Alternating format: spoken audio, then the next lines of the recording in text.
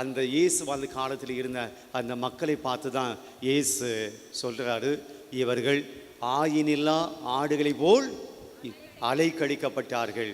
இப்போ கொஞ்சம் யோசிப்போம், அந்த மக்கள் எந்த அளவுக்கு அலைக்கழிக்கப்பட்டாங்க அப்படின்னா, ஆயினில்லா ஆடு எப்படி அலைக்கழிக்கப்படுகிறதோ அப்படி அலைக்கழிக்கப்பட்டார்கள். கொஞ்சம் யோசிச்சு பாருங்க.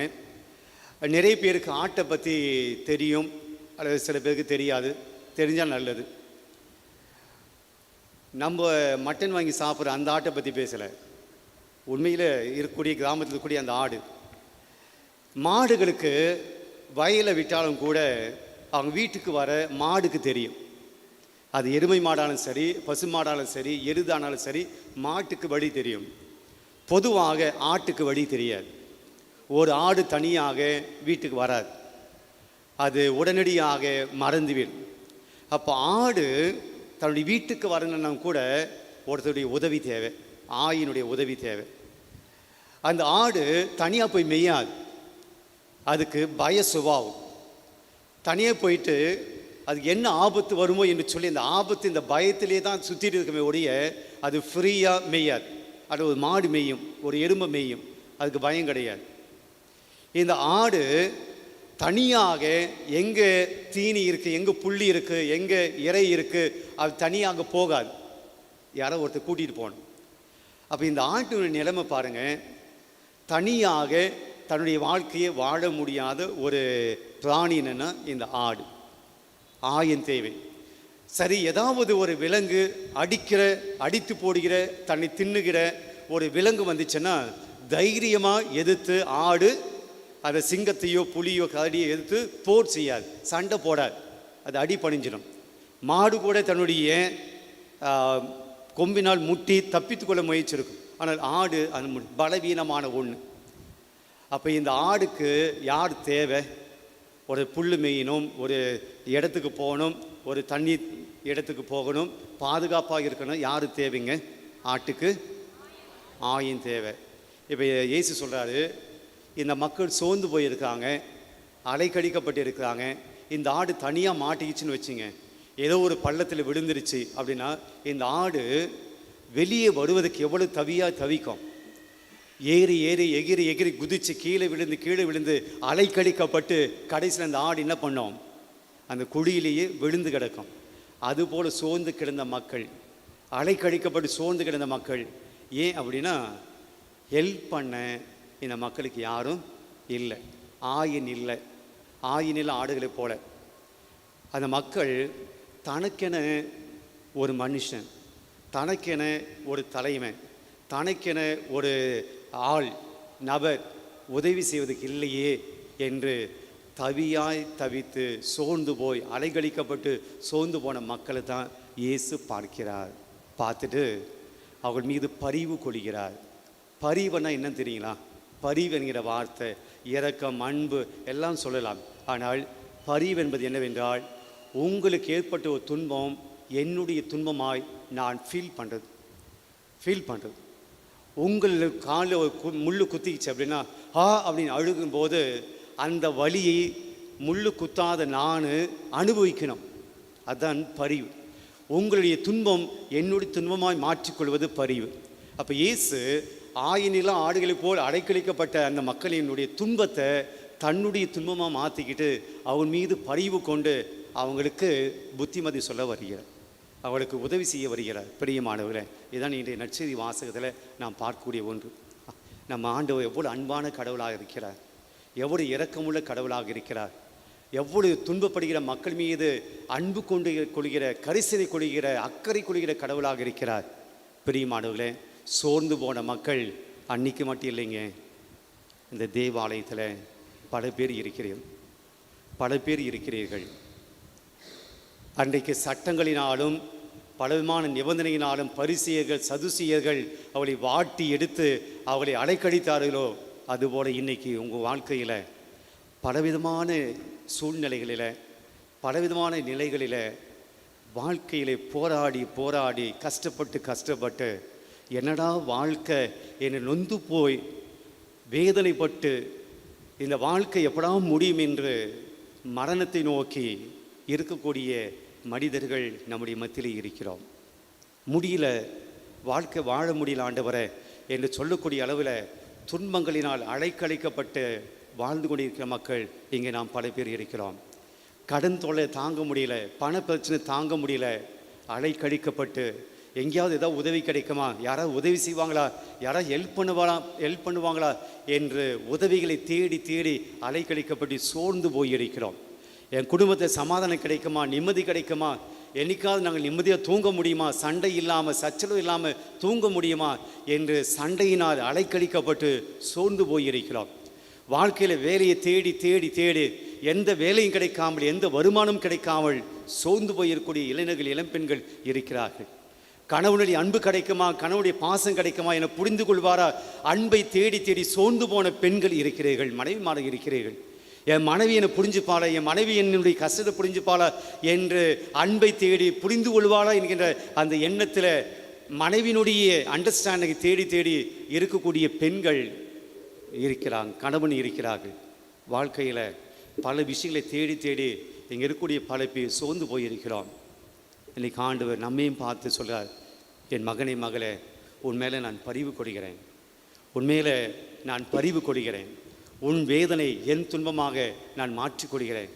இன்றைக்கு ஆண்டவர் நம்மை வல்லமையோடு ஆற்றலோடு வாழ சொல்கிறார். வாழ்க்கையில் கவலைகள் இருக்கும், அதுக்கு பின்னாடி வசனம் சொல்வது அறுவடை மிகுதி, வேலையாட்களோ குறைவு. அது தேவ அழைத்தலுக்காக சொல்லப்பட்ட வார்த்தை கிடையாது.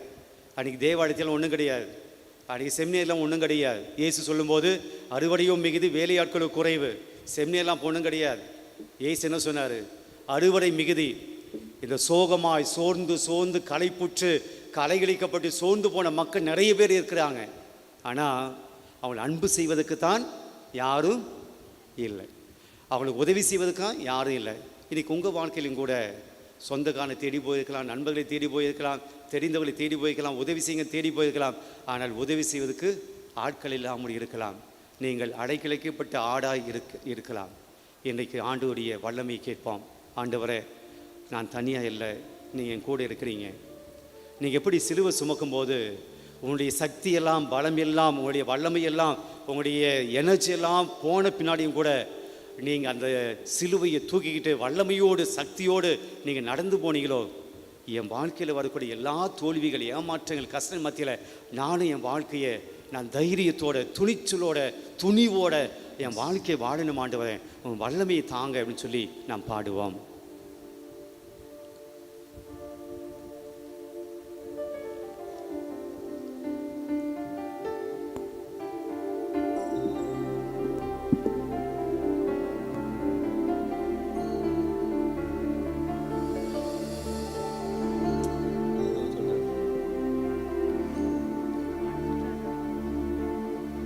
இயேசுவே உம் வல்லமை எனக்கு தாரும், வலுவற்று போகும்போது எனக்கு உதவும்.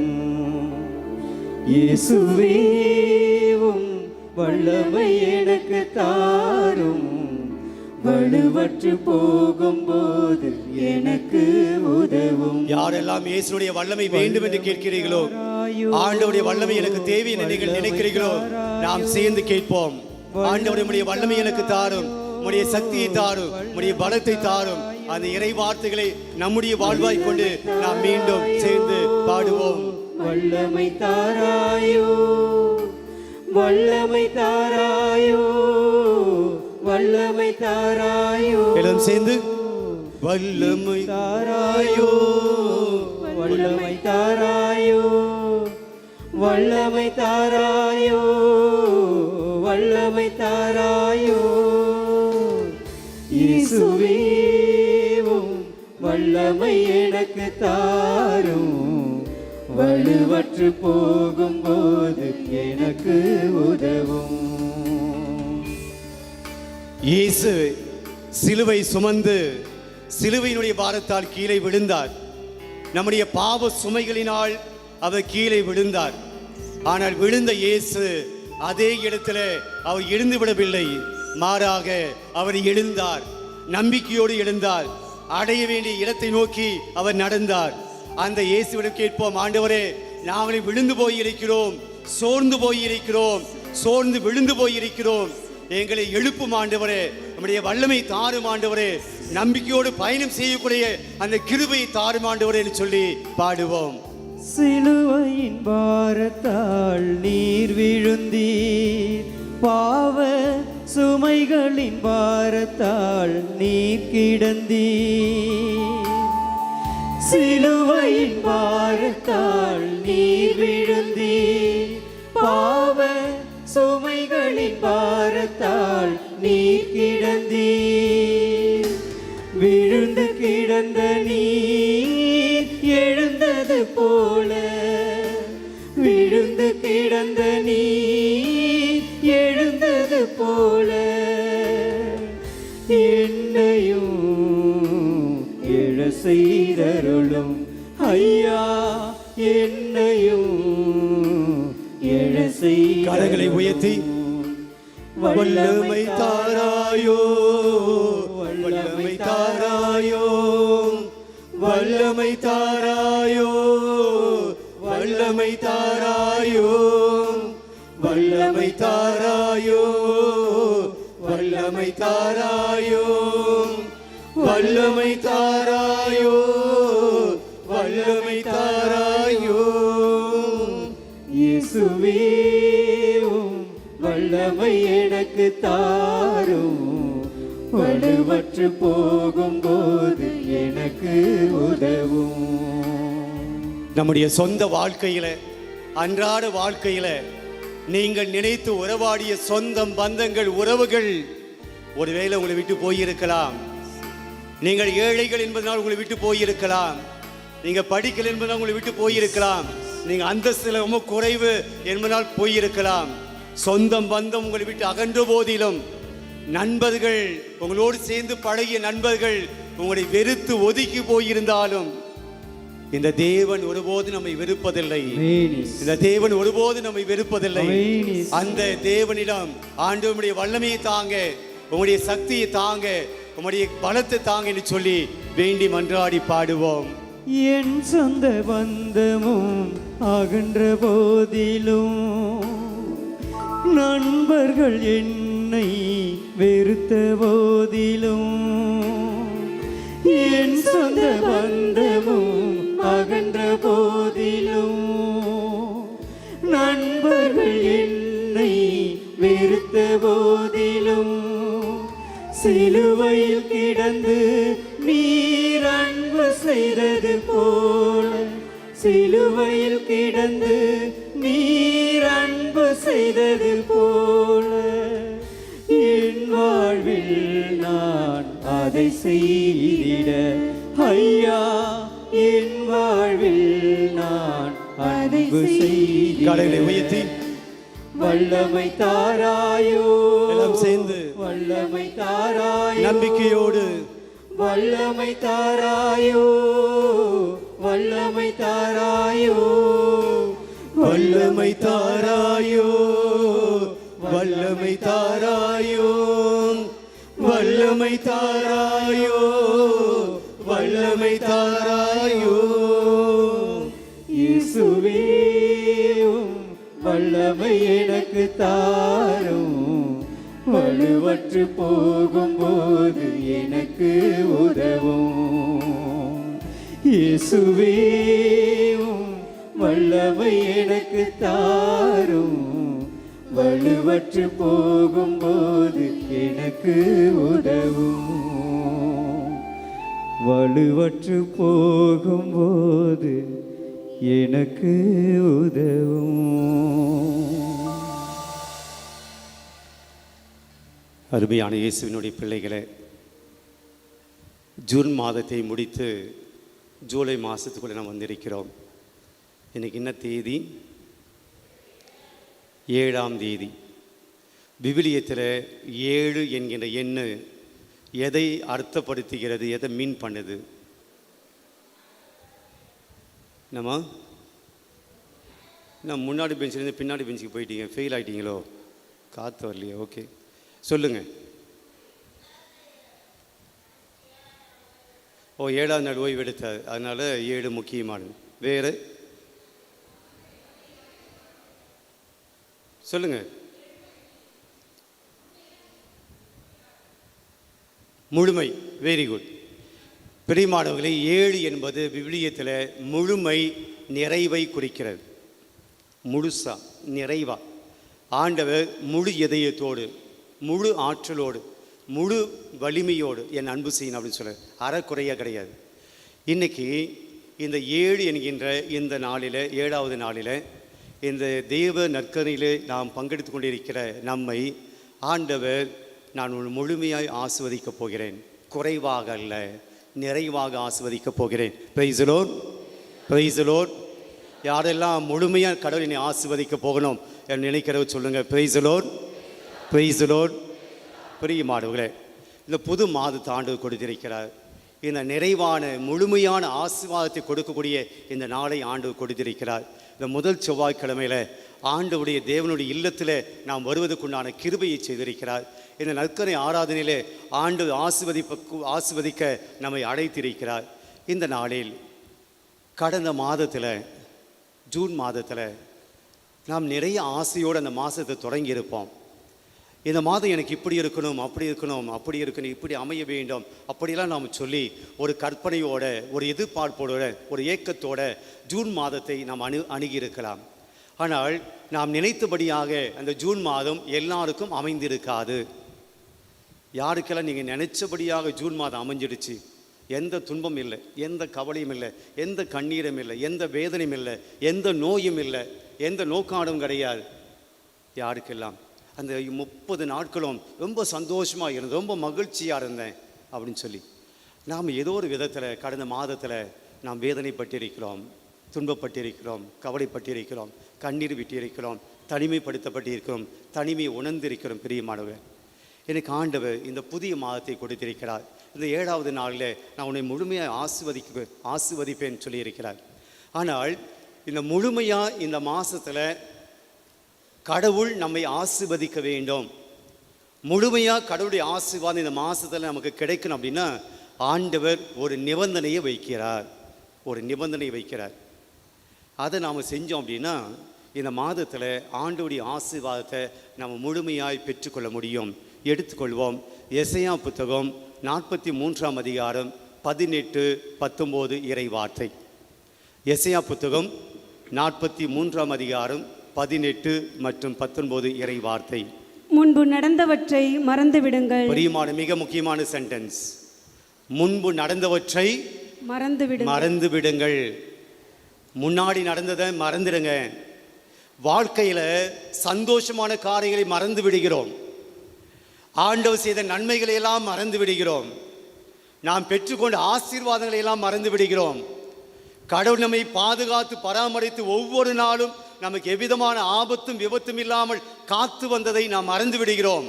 இன்னைக்கு எங்கெங்கயோ போயிருப்பீங்க, பணிக்கு போயிருப்பீங்க, வேலைக்கு போயிருப்பீங்க, பலவிதமான இடங்களுக்கு போயிருப்பீங்க, கடைக்கு போயிருப்பீங்க. ஆனால் ஆண்டவர் இந்த மாலை பொழுது வரையிலும் நம்மை பாதுகாத்து வந்தார், மறந்துட்டோம். அதை நாம் நினைத்து ஆண்டவருக்கு நன்றி சொல்வது கிடையாது. we take for granted. அது அப்படிதான், நான் சேஃப்டாக போயிட்டு வந்தேன், நான் பத்திரமா போயிட்டு வந்தேன் அப்படின்னு நான் நினச்சிக்கிறோம். இன்றைக்கி எனக்கு எந்த ஆபத்து ஏற்படலைன்னா நான் சொல்லுகிறேன், நான் சேஃபாக போயிட்டு வந்தேன். எதுவும் நான் ரொம்ப சேஃபாக இருந்தது போல அல்ல. சேஃபாக போனவங்க எல்லாருமே சேஃபாக வரல. பெரியமானவர்களே, ஆண்டவர் நம்மை பாதுகாக்கிறார். ஆண்டவர் செய்த நன்மைகளை நாம் நினைத்து பார்ப்பதில்லை. ஆனால் நம்முடைய வாழ்க்கையில் எதை ரொம்ப அடிக்கடி யோசித்து பார்க்கிறோம், எதை அடிக்கடி நாம் நினைத்து கொண்டே இருக்கிறோம், சிந்தித்து கொண்டே இருக்கிறோம். நம்முடைய வாழ்க்கையிலே நடந்த கசப்பான அனுபவங்கள், நம்முடைய வாழ்க்கையில் நடந்த துன்பமான நம் துக்கத்தை கொடுத்த அனுபவங்கள், நமக்கு பிடிக்காத மனிதர்கள், பிடிக்காத காரியங்கள், பகைமை எண்ணம் கொண்ட விஷயங்கள், பொறாமை கொண்ட எண்ண விஷயங்கள், அடுத்தவர்கள் நம்மை காயப்படுத்தி இருந்தால் அதை பற்றி நாம் நினைத்து கொண்டிருக்குமே ஒழிய கடவுள் நமக்கு செய்த ஆசீர்வாதங்களை நாம் மறந்து விடுகிறோம். ஆண்டவர் சொல்றாரு, உங்கள் வாழ்க்கையில் ஆசீர்வாதம் வேணுமா, என்ன செய்யணும்? முன்பு இருந்தவற்றை நடந்தவற்றையெல்லாம் மறந்துடணும். நல்ல காரியங்களை பற்றி பேசல. அவர் எதை மறக்க சொல்றாரு? உங்கள் பழைய பொறாமை, உங்கள் பழைய பகைமை, உங்களுடைய பழைய வாழ்க்கையில் இருக்கக்கூடிய சண்டை, மற்றவங்க காயப்படுத்தியிருப்பாங்க அந்த காயங்கள், அடுத்தவங்களை பற்றி உங்களை பற்றி மற்றவங்க சொன்ன அந்த வார்த்தைகள், அந்த விஷயங்கள் எல்லாத்தையும் நீங்கள் நினைக்காதீங்க, மறந்துடுங்க. அடுத்த வாக்கியம் படிங்க. முற்கால நிகழ்ச்சி பற்றி சிந்திக்காதிருங்கள். முன்னாடி நடந்த ஜூன் மாதத்தில் நடந்த விஷயத்தை பற்றி நீ யோசிச்சிருக்காத. போன மாதம் இப்படி பண்ணிட்டாங்களே, இப்படி ஏமாத்திட்டாங்களே, இப்படி பேசிட்டாங்களே, போன மாதத்தில் நடந்த கசப்பான அனுபவங்களையே நினைத்து கொண்டு இருக்காதீங்க. மாறாக என்ன செய்யணும்? அடுத்த வாக்கியம், இதோ புது செயல் ஒன்றை நான் செய்கிறேன். இந்த புது மாதத்தில், இந்த புது மாசத்துல நான் ஒரு புது செயலை செய்ய போகிறேன். நான் ஒரு புது காரியத்தை உங்கள் வாழ்க்கையில் கொடுக்க போகிறேன். நீங்கள் பழையதை மறந்தால் நான் புதியதை செய்வேன்.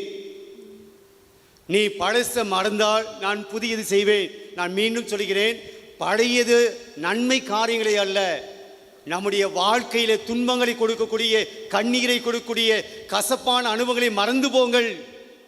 வாழ்க்கையில் நீங்கள் தோல்வி அடைந்தீர்களா? மறந்து போங்க. வாழ்க்கையில் நீங்கள் அவமானப்பட்டீங்களா? அதை நினைத்து கவலைப்படுவதை மறந்து போங்கள். நீங்கள் கண்ணீர் விட்டதை நினைத்து கவலைப்படாதீங்க, மறந்து போங்க. ஏனென்றால் நான் இந்த மாதத்தில் புதியதை செய்ய போகிறேன். எப்போ செய்வார் ஆண்டவர்? இந்த புதியதை எப்போ பண்ணுவார்?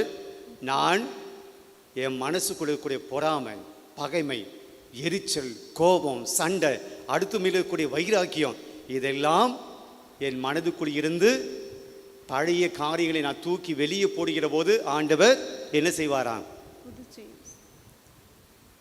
வரமாட்டேன்னு ஆண்டவர் புதியதை செய்வார். நீ காணிக்கை கொண்டு வரும்போது உன் காணிக்கை அங்கேயே வச்சுட்டு முதல்ல போய் என்ன செய்ய சொல்கிறாரு? போய் சமாதானம் செஞ்சுக்கோ. பாவத்தோடு வந்து காணிக்கை வைக்காத, பாவத்தோடு வந்து எனக்கு காணிக்கை செலுத்தாத, உனக்கு ஆசீர்வாதம் கிடையாது. அதை தான் இங்கே சொல்கிறார். நீ மனசுக்குள்ளே 1000 கோபம், 1000 சண்டை, 1000 வைராக்கியம், 1000 எரிச்சல், அடுத்து பார்க்கும்போது உனக்கு பிடிக்க மாட்டேங்குது, எரிச்சலாக வருது, இதெல்லாம் மனசில் வச்சுக்கிட்டு இந்த புதிய மாதம் எனக்கு சுகமான மாதமாய் அமையும், இந்த புதிய மாதம் எனக்கு ஆசீர்வாதமான மாதமாக அமையும் அப்படின்னா ஒருபோதும் அமையாது. பழையவற்றை மறந்து விடுங்கள். பழைய நிகழ்வுகளை நீங்கள் சிந்திக்காதீங்க. நான் புதியதை செய்வேன். எப்போ செய்வார்? அடுத்த வாக்கியம் சொல்லுது, இப்பொழுதே அது தோன்றிவிட்டது. இப்பொழுதே அது செய்வேன். இன்னைக்கு இந்த நற்கனை ஆராதனையில் ஆண்டவரே, என் மனசுக்குள்ளே இருக்கக்கூடிய இந்த கோபம், இந்த வெறுப்பு, இந்த எரிச்சல், இந்த வைராக்கியம், இந்த பழி போடுவது, இந்த காரியங்களை நான் எடுத்து போடுகிறேன். ஆண்டவரே, உன்னுடைய முன்னிலையில் நான் தூயவனாய் நான் பரிசுத்தமாய் இருக்கிற போது ஆண்டவர் சொல்வார், இப்போது உன்னுடைய வாழ்க்கையில் புதிய ஆசீர்வாதத்தை நான் கொடுக்குறேன். பிரியமானவர்களே, இந்த புதிய மாதம் நாம் எல்லாருக்கும் புதியதை செய்யுக ஆண்டவர் நமக்கு வாக்கு தத்துவம் கொடுக்கிறார். நான் உனக்கு புதியதை செய்யணும்னு சொல்லி வாக்கு தத்துவம் கொடுக்கிறார். எழுந்து நின்று ஆண்டவர் இந்த ஆண்டவர்கிட்ட இந்த புதிய மாதத்தை நம்ம ஒப்பு கொடுப்போம். நீங்கள் இந்த புதிய மாதத்தில் என்ன காரியங்கள் செய்ய போகிறீங்களோ அதை இந்த பலிபீடத்தில் கொண்டு வாங்க. இந்த புதிய மாதத்தில் 7 நாட்கள் ஆயிடுச்சு, பரவாயில்ல. இந்த புதிய மாதத்தில் என்ன பிளான் பண்ணிக்கிறீங்க? ஆண்டவருடைய கருத்தில் வைங்க. பெரிய மாதம் நீங்கள் நினைக்காதீங்க, என்னுடைய அறிவினால் நான் சாதிச்சிடுவேன், என்னுடைய திறமையினால் நான் பண்ணிடுவேன், என்னுடைய அனுபவத்தினால நான் வந்து ஜெயிச்சிடுவேன், என்னுடைய ஆள் பலத்தால் ஜெயிச்சிடுவேன், என்னுடைய பண பலத்தால் நான் ஜெயிச்சிடுவேன், வாழ்க்கையில் முன்னுக்கு வந்துடுவேன். பிரியமானே, நான் சொல்லலை, இந்த இறை வார்த்தை ஆண்டவர் சொல்கிறாரு, என்னை விட்டு பிரிந்து உங்களால் எதுவும் செய்ய முடியாது. Praise the Lord, praise the Lord. ஆண்டவர் விட்டு ஒன்றும் செய்ய முடியாது. இப்போ இந்த புதிய மாதம் உங்களுக்கு ஆசீர்வாதமான மாதமாக இருக்கணும். நீங்கள் எடுக்கக்கூடிய எல்லா காரியங்களுக்கு வெற்றியாக வர வேணும்னு சொன்னால் பழசெல்லாம் மறந்துட்டு ஆண்டவர்கிட்ட ஒப்பு கொடுங்க. உங்கள் முயற்சிகளை, உங்கள் பிளான், உங்களுடைய திட்டங்கள், உங்களுடைய எண்ணங்கள், உங்களுடைய எதிர்பார்ப்புகள், நீங்கள் வச்சிருக்கக்கூடிய எல்லா விதமான திட்டங்களை ஆண்டவருடைய கரத்தில் ஒப்பு கொடுங்க.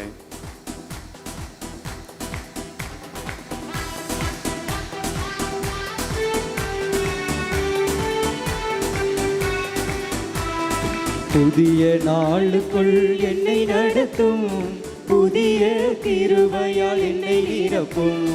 புதிய நாளுக்குள் என்னை நடத்தும், புதிய கிருபையால் என்னை நிரப்பும். புதிய மாதத்திற்குள் என்னை நடத்தும், புதிய கிருபையால் என்னை நிரப்பும். புதிய மாதத்திற்குள் என்னை நடத்தும், புதிய கிருபையால் என்னை நிரப்பும். புது கிருபை தாரும் தேவா, புது வேலனை தாரும் தேவா, புது கிருபை தாரும் தேவா, புது வேலனை தாரும் தேவா. புதிய நாளுக்குள் என்னை நடத்தும், புதிய கிருபையால் என்னை நிரப்பும். புதிய மாதத்திற்குள் என்னை நடத்தும், புதிய கிருபையால் என்னை நிரப்பும். அருமையான பிள்ளைகளே, இந்த மாதத்தில் நீங்கள் எடுத்திருக்கிற, நீங்கள் செய்து கொண்டிருக்கிற, நீங்கள் எடுக்க போகிற எல்லாத்தையும் ஆண்டவருடைய கரத்தில் கொண்டு வாங்க. அது வேலையாக இருக்கலாம், தொழிலாக இருக்கலாம், வியாபாரமாக இருக்கலாம், பிள்ளைகளுடைய படிப்பாக இருக்கலாம், வேலைக்கு செல்வதாக இருக்கலாம், உங்களுடைய பயணமாக இருக்கலாம். எல்லாவற்றையும் இந்த மாதத்தில் நாம் செய்ய போகிற எல்லாவற்றையும் ஆண்டவருடைய கரத்தில் ஒப்பு கொடுத்து பாடுவோம். ஆரம்பம் அற்பமானாலும் முடிவு சம்பூர்ணமா, ஆரம்பம் அற்பமானாலும் முடிவு சம்பூர்ணமா, குறைவுகள் நிறைவாகட்டும், எல்லா குறைவுகள் நிறைவாகட்டும், வறட்சி செழிப்பாகட்டும், என் வறட்சி செழிப்பாகட்டும். உயர்த்தி புது கிருபை தாரும் தேவா, புது பெருனை தாரும் தேவா, புது கிருபை தாரும் தேவா, புது பெருனை தாரும் தேவா. புதிய நாளுக்குள் என்னை நடத்தும், புதிய கிருபையால் என்னை நிரப்பும். கடந்த மாதத்தில் உங்களை அவமானப்படுத்தி இருக்கலாம். நீங்கள் வெட்கத்துக்கு போகும்படியாக, நீங்கள் வெட்கப்படும்படியாக உங்களோடு இருந்தவர்கள் மனிதர்கள் உங்களை வெட்கப்படுத்தி இருக்கலாம், அவமானப்படுத்தி இருக்கலாம், உங்களை நச்சரித்திருக்கலாம், உங்களை தொல்லைப்படுத்தி இருக்கலாம். இதோ ஆண்டவர் சொல்லுகிறார், வெட்கத்துக்கு பதிலாக நான் நன்மையை தரப்போகிறேன். உன் வெட்கத்துக்கு பதிலாக ஆசீர்வாதத்தை கொடுக்க போகிறேன். உன்னுடைய கண்ணீருக்கு பதிலாக நான் களிப்பை, மகிழ்ச்சியை கொடுக்க போகிறேன் என்று வாக்குத்தத்தம் கொடுக்கிறார். பாடுவோம். வெட்கத்திற்கு பதிலாக நன்மை தாரும் தேவா, வெட்கத்திற்கு பதிலாக இரட்டிப்பு நன்மை தாரும் தேவா, கண்ணீருக்கு பதிலாக, எந்த கண்ணீருக்கு பதிலாக களிப்பை தாரும் தேவா, ஆனந்த களிப்பை தாரும் தேவா. கரங்களை உயர்த்தி புது கிருபை தாரும் தேவா, புது பெலனை தாரும் தேவா, புது கிருபை தாரும் தேவா, புது பெலனை தாரும் தேவா. புதிய நாளுக்குள் என்னை நடத்தும், புதிய கிருபையால் என்னை நிரப்பும். இந்த மாதத்தில் சவால்கள் வந்தாலும், இந்த மாதத்தில் நீங்கள் சவால்களை சந்தித்தாலும் நாம் ஜெயம் எடுக்க வேண்டும். எல்லா சவால்களின் மத்தியிலும் நாம் நம்பிக்கையோடு வாழ வேண்டும்.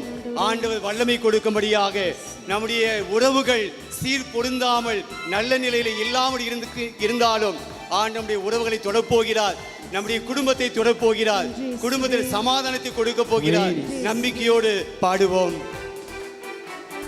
சவால்கள் சந்தித்திட உலகத்தில் ஜெயம் எடுக்க, சவால்கள் சந்தித்திட இன்று உலகத்தில் ஜெயம் எடுக்க, உறவுகள் சீ பொருந்த, குடும்ப உறவுகள் சீ பொருந்த, சமாதானம் நான் பெற்றிட, மனதில் சமாதானம் நான் பெற்றிட, புது கிருபை தாரும் தேவா, புது பெலனை தாரும் தேவா, புது கிருபை தாரும் தேவா, புது பெலனை தாரும் தேவா. புதிய மாதத்துக்குள் என்னை நடத்தும், புதிய கிருபையால் என்னை நிரப்பும். புதிய மாதத்திற்குள் என்னை நடத்தும், புதிய கிருபையால் என்னை நிரப்பும். புது கிருபை தாரும் தேவா, புது பெலனை தாரும் தேவா, புது கிருபை தாரும் தேவா, புது பெலனை தாரும் தேவா. புதிய நாளுக்குள் என்னை நடத்தும், புதிய கிருபையால் என்னை நிரப்பும். ஆண்டவர் இயேசுக்கு முன்னாடி நிற்கக்கூடிய அவருடைய பார்வையில் இருக்கக்கூடிய நாம் அனைவரும் செய்ய வேண்டிய காரியம், இந்த புது மாதத்தில் பிரியமானவங்களுக்கு என்ன ஆசீர்வாதம் வேண்டும் நம்ம கேட்பது கிடையாது. ஆண்டு சொல்ல கேளுங்கள் கொடுக்கப்படும் என்று சொல்கிறார், வாக்கு தத்துவம் கொடுக்கிறார், வாக்குறுதியை கொடுக்கிறார். But we don't pray, we don't ask him. நம்பிக்கை இல்லை, ஆண்டவர் கொடுப்பான்ற நம்பிக்கை படைப்பிருக்கல. நம்ம வேடிக்கை பார்க்கிறோம், என்ன நடக்கிற வேடிக்கை பார்க்கிறோம். ஆண்டவர் ஆசீர்வாதத்தை நாம் பெற வேண்டும் என்றால் கேட்க வேண்டும். அது ஆசீர்வாதங்களை பெறுவதற்குண்டான ஏக்கம் இருக்கணும், தாகம் இருக்கணும். குழந்தை அழுதால் தான் தாய் உணவை கொடுக்கிறார், அந்த பசி இருக்க வேண்டும். ஆண்டவரை என் வாழ்க்கையில் கிருபையை தாங்க, ஆசீர்வாதத்தை தாங்க. தேவனை உற்று பாருங்கள். இந்த மாதத்தில் நீங்கள் என்ன ஆசீர்வாதத்தை கேட்கணும், என்ன கிருபை உங்கள் குடும்பத்துக்கு கிடைக்கணும். இன்றைக்கி குடும்ப வாழ்க்கையை உங்களால் மட்டுமே நடத்த முடியாதுங்க.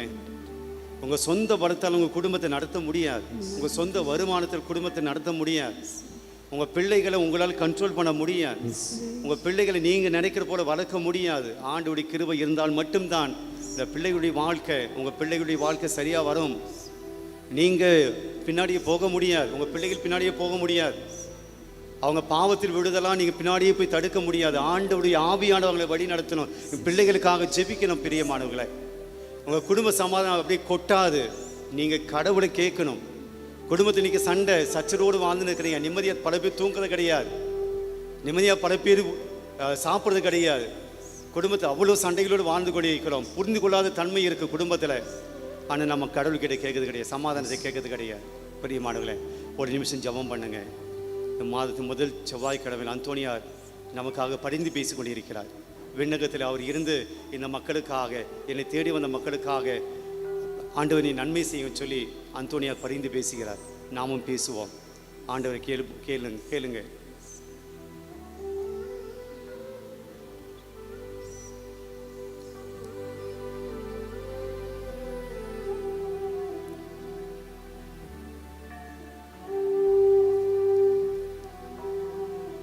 நற்கனை ஆண்டவரை நாம் கொண்டு செல்ல இருக்கிறோம் பவனியாக. பிரியமானவர்களை, நாம் தொடுவதில் தான் அக்கறை காட்டுகிறோம். கொஞ்ச நாளைக்கு முன்னாடி தான் தோமியாவுடைய விழாவை கொண்டாடினோம். தோமியாரை பார்த்து ஆண்டவர் சொல்கிறாரு, கண்டு விசுவசிப்பதை விட காணம், தொட்டு ஆசீர்வாதத்தை பெறுவதை விட ஜெபித்து ஆசீர்வாதத்தை பெற வேண்டும். நீங்கள் ஜெபம் பண்ணாலே போதும், ஆண்டவர் கொடுப்பார். நம்ம கடவுள் என்னை தொட்டால் தான் கொடுப்பா அப்படியெல்லாம் கிடையாது. ஜெபம் பண்ணுங்கள். இந்த கொடையெல்லாம் கொஞ்சம் முன்னாடி போங்க. நற்கனை ஆண்டவரை மறைக்காதீங்க, கொஞ்சம் முன்னாடி போயிடுங்க. பிரியமானவர்களே, நீங்கள் நின்று கொண்டு முழந்தால் படிக்கிட்டோம். இன்றைக்கி நம்பிக்கையோடு ஜெபம் பண்ணுங்கள். இந்த டியூஸ்டே உங்கள் வாழ்க்கையில் மறக்க முடியாத டியூஸ்டேவாக, இந்த முதல் செவ்வாய் உங்கள் வாழ்க்கையில் மறக்க முடியாத முதல் செவ்வாயாக அமைய வேண்டும் என்றால் நம்பிக்கை வேண்டும். ஆண்டவர் உங்களை தொடப்போகிறார், உங்கள் குடும்பத்தை தொடப்போகிறார்.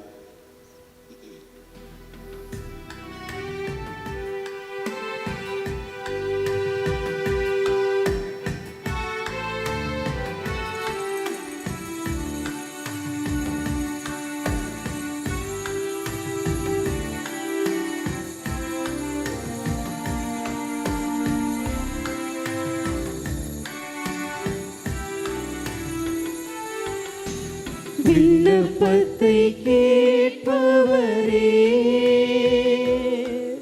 என் கண்ணீரை காண்பவரே,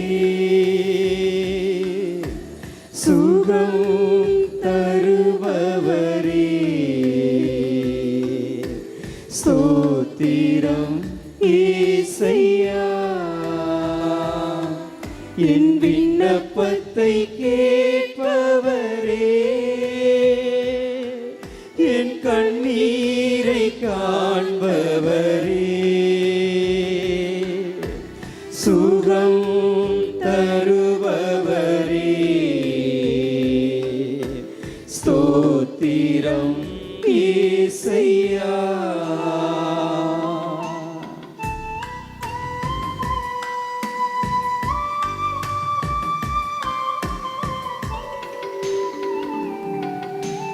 உம்மால் கூடும் எல்லாம் கூடும், ஒரு வார்த்தை சொன்னால் போதும். நம்பிக்கையோடு பாடுவோம்.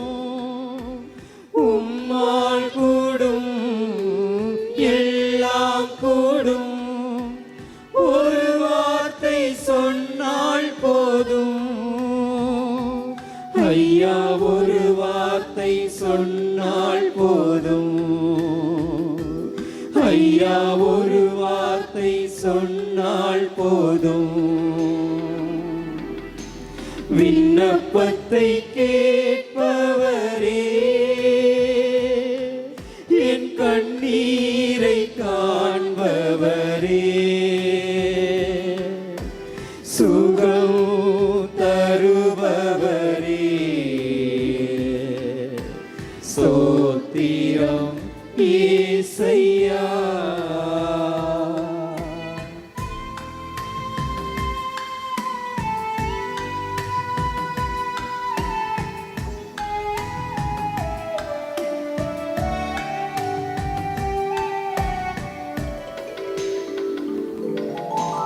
மனதுருகி கரம் நீட்டி அதிசயம் செய்பவரே, மனதுருகி கரம் நீட்டி அதிசயம் செய்பவரே, ஐயா அதிசயம் செய்பவரே, ஐயா அதிசயம் செய்பவரே, விண்ணப்பத்தை கேட்பவரே, என் கண்ணீரை காண்பவரே,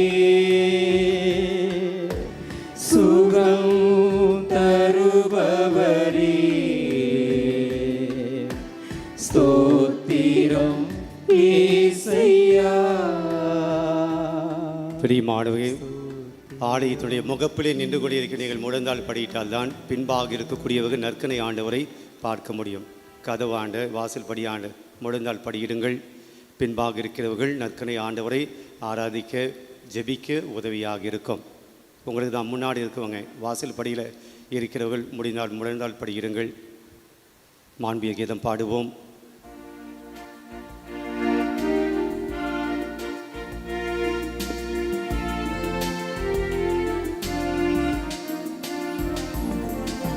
மாண்புயரில் வருள் சாரணத்தை தாழ்ந்து பணிந்து ஆராதிப்போம். பழைய நியம முறைகள் அனைத்தும் இனி மறைந்து முடிவு பெறுக. புதிய நியம முறைகள் வருக. புலன்களாலே மனிதன் இடரை அறிய இயலாம். குறையை நீக்க விசுவாசத்தின் உதவி பெறுக. பிதாவர்க்கும் சுதனிவர்க்கும் புகழ்ச்சியோடு வெற்றியார்க்கும் மீட்பின் பெருமை மகிமையோடு வலிமை வாழ்த்து யாவுமாக இருவரிடமாய் வருகின்றவராம் தூய ஆவி ஆடவர்க்கும் அளவில்லாத சம புகழ்ச்சி என்றுமே உண்டாகுக.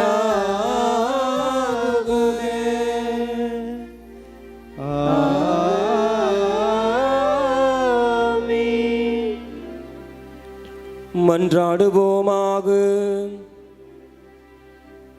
இறைவா, இந்த வியப்புக்குரிய அருளடையாளத்திலே உம்முடைய பாடுகளின் நினைவை எங்களுக்கு விட்டு சென்றேன்.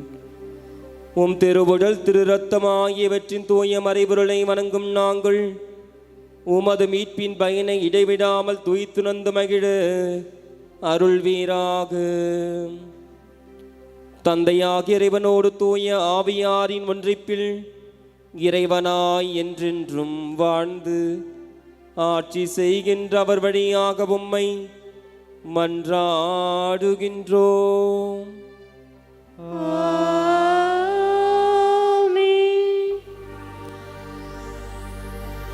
இயேசுவே உன் வல்லமை எனக்கு தாரும், வலுவற்று போகும்போது எனக்கு உதவும். வல்லமை தாராயோ,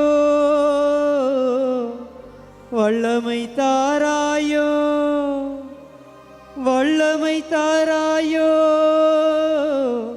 வல்லமை தாராயோ.